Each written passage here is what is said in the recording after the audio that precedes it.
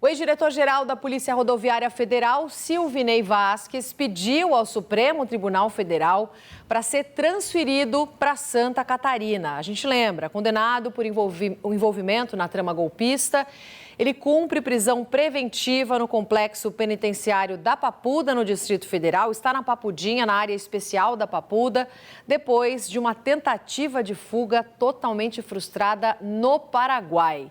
Deixa eu voltar com a nossa reportagem em Brasília. A Anita Prado tem mais informações. Inclusive, Anita, a tornozeleira do Silvinei foi encontrada hoje dentro de uma rodoviária no Paraguai. A tornozeleira eletrônica que ele rompeu para fazer essa tentativa de fuga, né?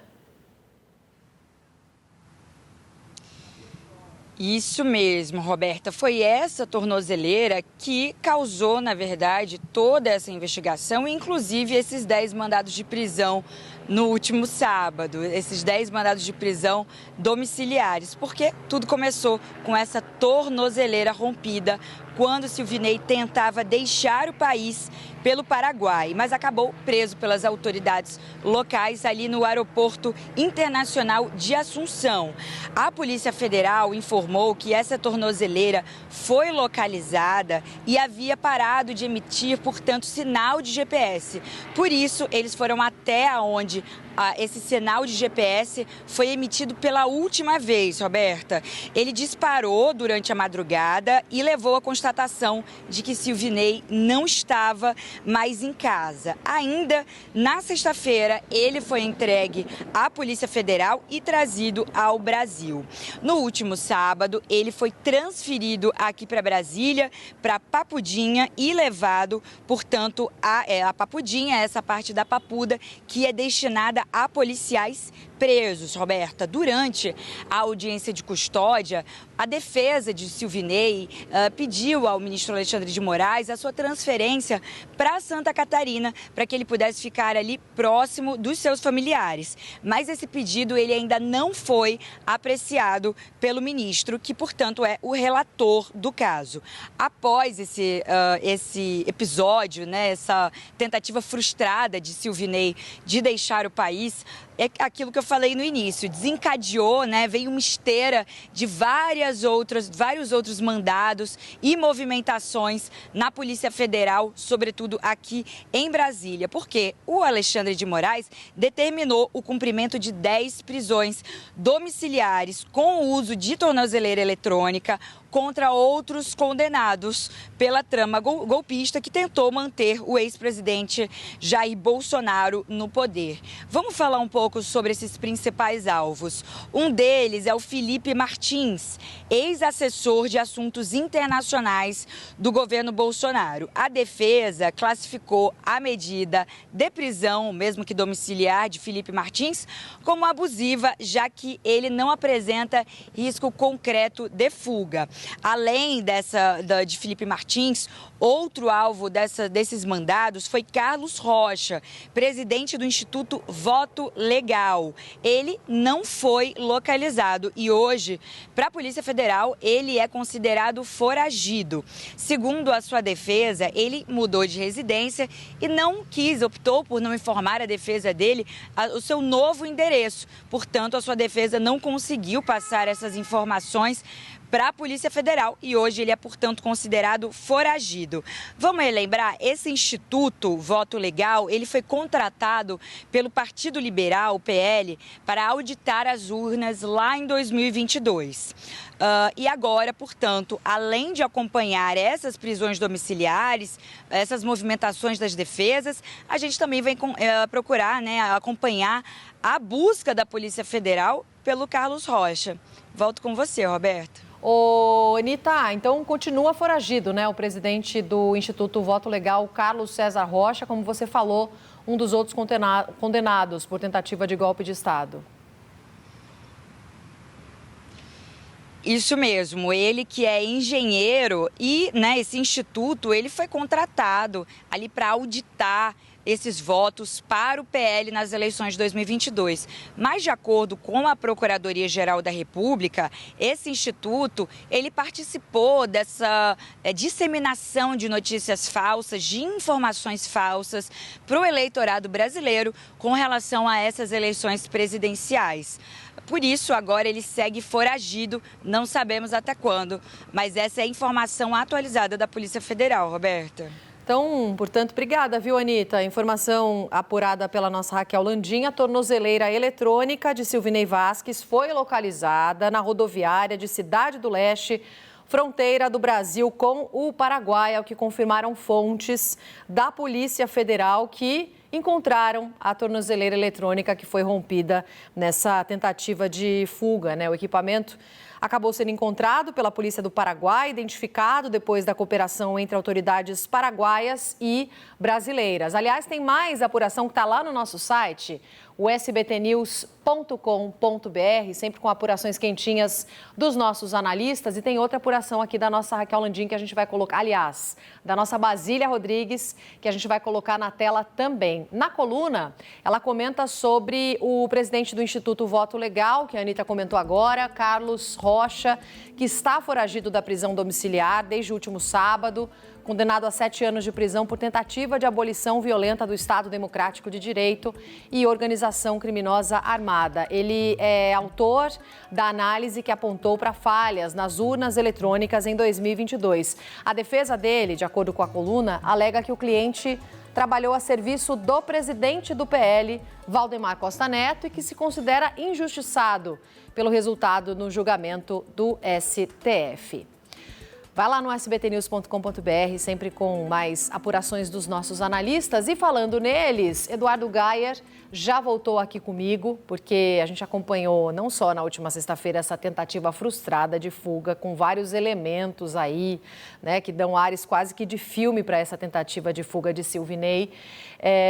O ex-diretor da Polícia Rodoviária Federal, que por enquanto se nega a dar mais detalhes sobre qual era esse plano de fuga, né, Gayer? Porque a gente até comentava, ele foi para o Paraguai, o destino final seria El Salvador, mas a gente não tem informação sobre voo direto. O que sabemos até agora, hein?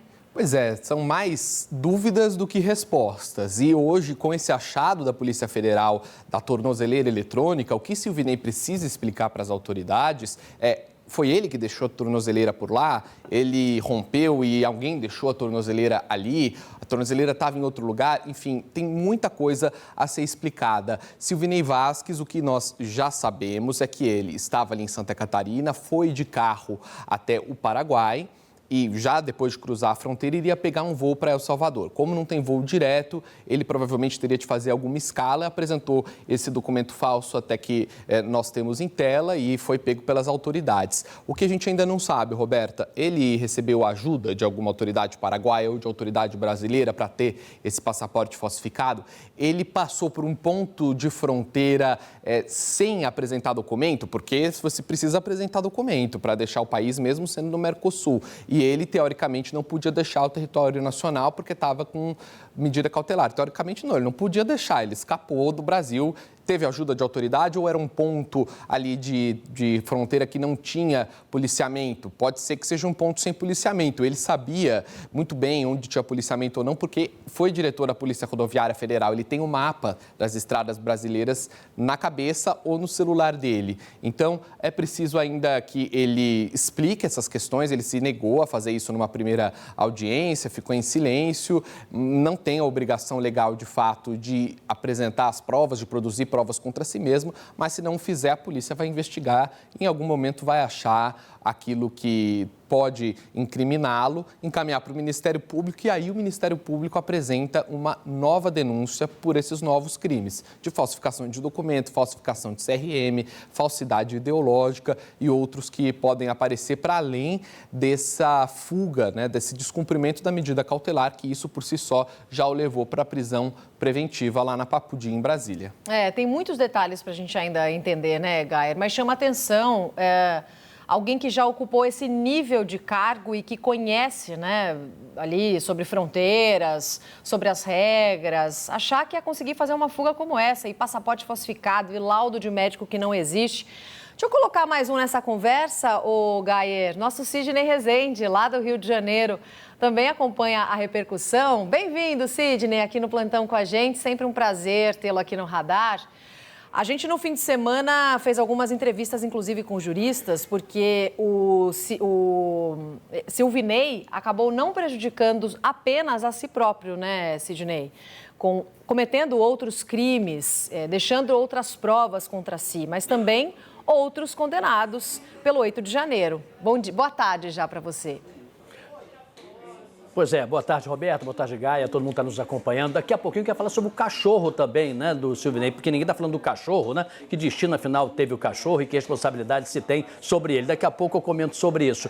É curioso até que alguém com tanta experiência como ele, que foi superintendente, inclusive, no Rio de Janeiro, foi superintendente da Polícia Rodoviária em Santa Catarina, algo que surpreende o primarismo com que ele elaborou essa ação. Sim, é o tal negócio, uma responsabilização de uma pessoa, ela não pode ser a mesma para outra, salvo se ambas estiverem em conluio, num grupo, né? Se de repente 5, 6 pessoas assaltam um banco, todas juntas, ainda que cada um tenha ali um peso naquele específico assalto, todos são responsáveis por aquela ação. Nesse caso específico, você não pode dizer que alguém acusado ou suspeito ou condenado pelo 8 de janeiro, tentativa de golpe, que vá pegar a mesma pena de outro, ou que a sua responsabilização é a mesma. No entanto, nesse caso específico da tornozeleira, tem um pequenino detalhe, né? No momento em que você tem alguém transitado em julgado, condenado, essa pessoa ela tem uma responsabilização muito maior. Se ela ainda é uma pessoa que não teve o seu desfecho judicial, ainda está em andamento, não foi,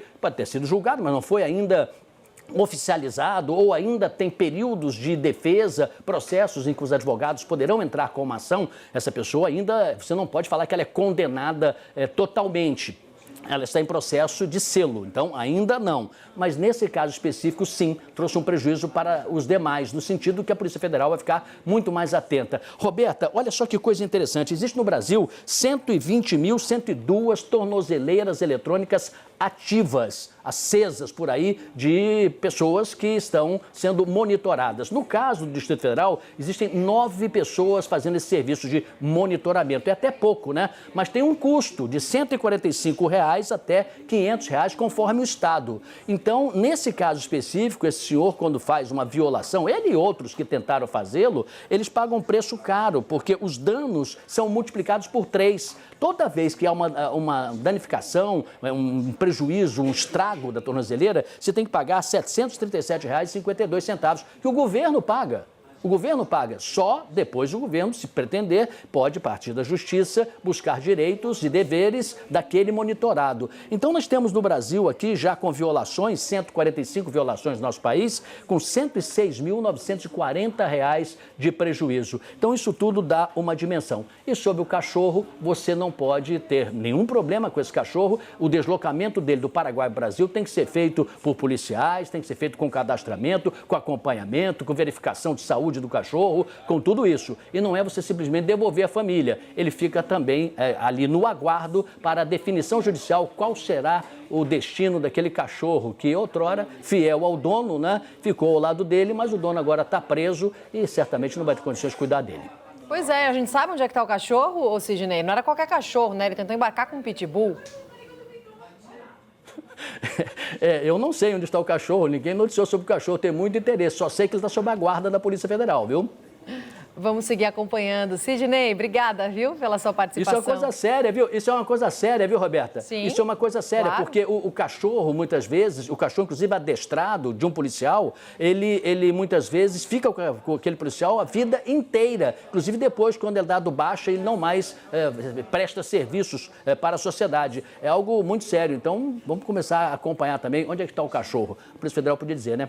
Com certeza. Obrigada, Sidney. Você volta com a gente ainda aqui no Radar. Valeu, até já.